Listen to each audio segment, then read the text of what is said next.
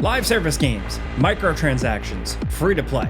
It's stuff we've complained about often on this channel, we'll admit, but today we're talking about some games that maybe started off reasonable but have kind of devolved into a microtransaction hellscape. Some of these games are games that you might actually be a fan of, but today we just kind of want to air our grievances with them. So we got 10 examples, let's get started off with number 10. As longtime Bungie fans, it's been frustrating to watch their slow metamorphosis from one of the best and most respected game developers to whatever they got going on with this now. Destiny 2 is in many ways a microcosm of that change. Sure, there were microtransaction controversies right from the start, completely, but it's gotten so much worse in the past few years.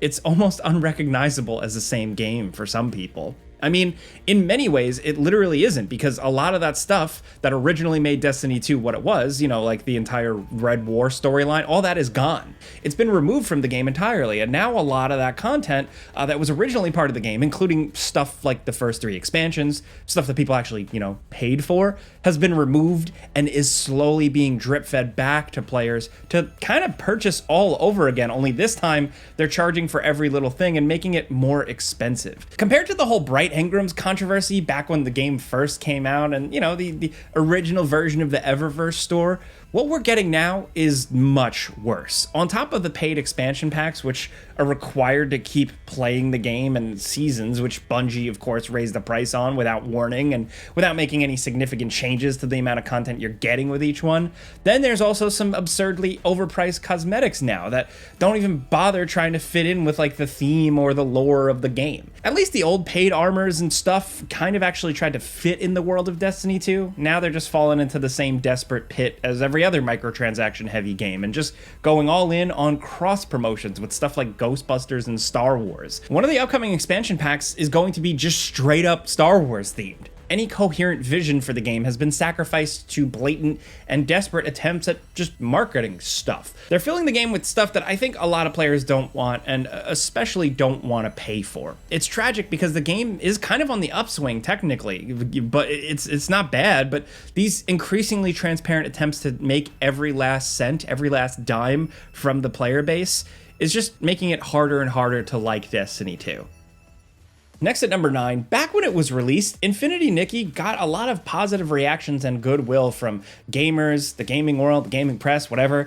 The monetization was far from the best in the game. I mean, this is still a free-to-play game from Asian territories, like action-adventure thing. Exploitative is the baseline here, but as far as these games go, there wasn't anything overly egregious right at the start. Things seemed to be trucking along smoothly, at least for a little while, and then the disastrous 1.5 patch dropped, and it seems like that's when everybody turned on the game. It's rare to see sentiment around a game swing this hard because of one simple patch, but it's one of the examples where they did it. They screwed up here. There are problems from top to bottom, like the original opening area was completely removed and replaced with this extremely basic, almost condescendingly simple starting area. The story was changed in a way that most fans did not like. And then, yes, of course, the monetization got a whole lot worse. A lot of this is going to sound like total gibberish if you're not deeply ingrained in gacha games, but one of the core problems fans had with the update was that they added in 2 new 5-star banners, which instead of being the usual 10 parts or less, they both had 11 parts. So the bigger the outfits that you want to unlock, the more gacha pulls you have to make to be able to complete them. And while the game does have the usual pity system seen in other games like this type, like, you know, Genshin Impact, completing a single outfit was already expensive, but that bump in the amount of pieces needed to complete the outfit made the final cost even worse. Basically, it takes like 20 pulls to just get a single 5-star costume piece. That's when the pity mechanic kicks in and the game just gives you a freebie. But the chances of getting these things are so low normally that it's basically required. It's extremely unlikely that you'll get any 5-star pieces from just a regular roll. So if you want to get just one of these costumes, it was going to take up to 220 rolls. And if you want both costumes, then it's 440 rolls. This is a game all about playing dress up. People like this, you know? And you know, it's filled with players who are not just willing, but happy to engage in this type of stuff for costume parts, but even they think this whole thing is going too far. Throw in a lot of worthless microtransactions like decorations that you can't really do anything with because there's no housing system, along with the extremely messy, like, come on, 90% discounts flashing listed everywhere, where they mark something up for like $1,000 and say it's 99% discount, like they're giving you a huge saving, even though it's just on like the most worthless junk. Just makes the game look kind of trashy with how hard they're pushing players to spend money. It seems like a game that's tanked its reputation quite a bit simply because the developers got a little too greedy here. Next at number 8, as one of the longest running MMOs out there, RuneScape has changed significantly since it originally launched way back in January of 2001. I remember playing that at the library and having the time of my life. Now, the world of RuneScape has always kind of dipped its toe into monetization. I mean, the developers have to pay the bills somehow, but originally it was just a $5 subscription.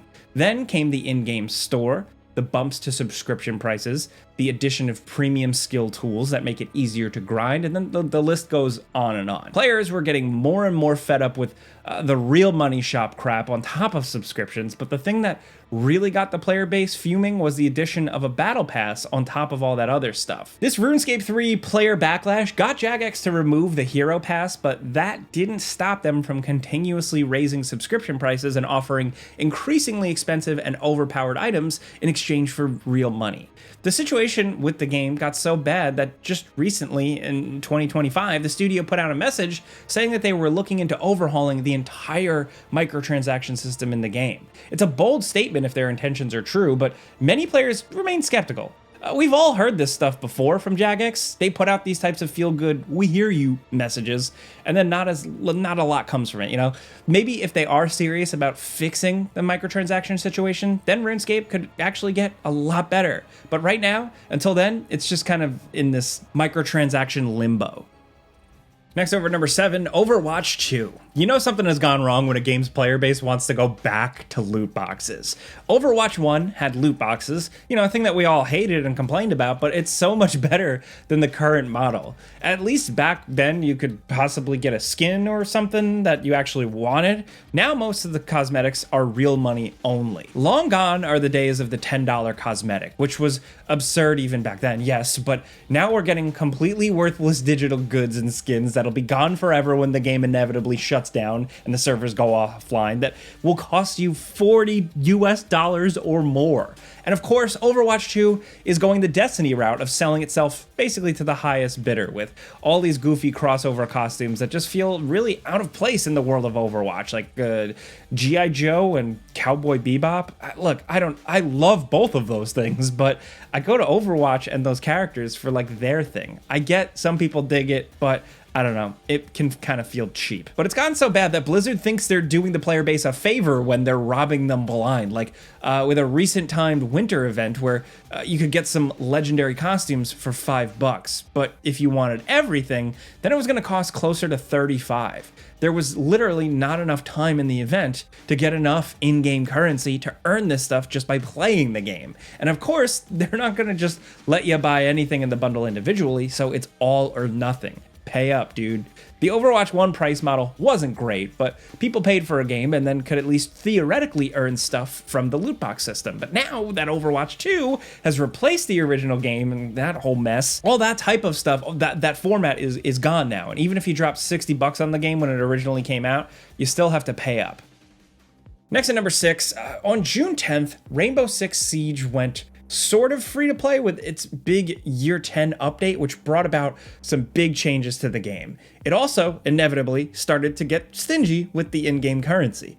Usually, going free to play is just developer speak for just, you know, going off the rails on the monetization stuff. Usually, it doesn't take 10 years to do it. Obviously, the sales of Siege must have dropped off years ago, but either way, they switched over to a mostly free model, and then players immediately started to feel the squeeze. The rate the game was giving out in-game currency dropped off a cliff, while at the same time, they introduced new masterpiece level cosmetic bundles that cost $50 a pop. It used to be that you'd get a decent amount of renown every match, even if you lost, but now barely you get any. To make up for that, they're doing daily rewards instead to encourage players to just log in all the time. It's just meant to get them more connected to the game, which in turn might make them more likely to throw money by buying a weird skin. It's your average free-to-play Dark Patterns bullcrap, but it's unfortunate to see in Rainbow Six Siege or Siege X, a game that managed to go on for so long